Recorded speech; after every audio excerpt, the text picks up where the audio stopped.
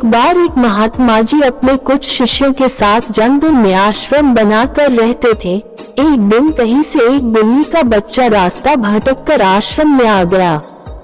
महात्मा जी ने उस भूखे प्यासे बिल्ली के बच्चे को दूध रोटी खिलाया। वो बच्चा वहीं आश्रम में रहकर पलने लगा।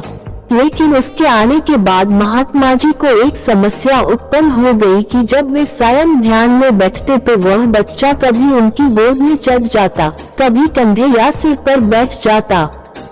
तो महात्मा जी ने अपने एक शिष्य को बुलाकर कहा, देखो मैं जब स्वयं ध्यान पर बैठूं, उससे पूर्व तुम इस बच्चे को दूर एक पेड़ से बौधाया करो। अब तो यह नियम हो गया। महात्मा जी के ध्यान पर बैठने से पूर्व वह बिल्ली का बच्चा पेड़ से बौधा जाने लगा।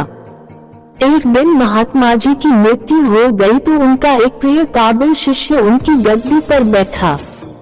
वह भी जब ध्यान पर बैठता तो उससे पूर्व बिल्ली का बच्चा पेड़ पर बौधा जाता। फिर एक दिन तो अनर्थ हो गया। बहुत बड़ी समस्या खड़ी हुई कि बिल्ली ही खत्म हो गई। सारे शिष्यों की मीटिंग हुई। सबने विचार विमर्श किया कि बड़े महात्मा जी जब तक बिल्ली पेड़ से न बौधी जाए तब तक ध्यान पर नहीं बैठते थे।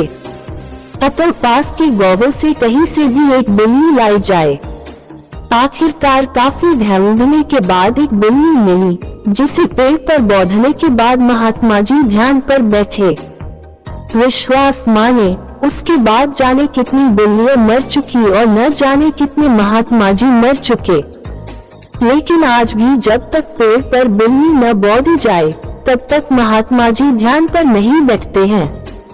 तभी उनसे पूछो तो कहते हैं ये तो परंपरा है, हमारे पुराने सारे गुरुजी करते रहे, वे सब गलत तो नहीं हो सकते।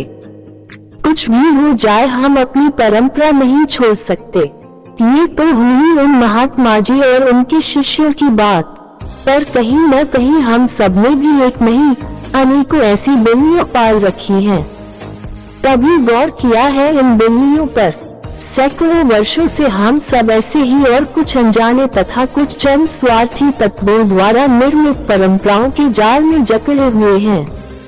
जरूरत इस बात की है कि हम ऐसी परंपराओं और अंधविश्वासों को अब और ना पनपने दें और अगली बार ऐसी किसी चीज पर यकीन करने से पहले सोच लें कि कहीं हम जाने अनजाने कोई अंधविश्वास रूपी बिल्ली तो नहीं पाल रहे।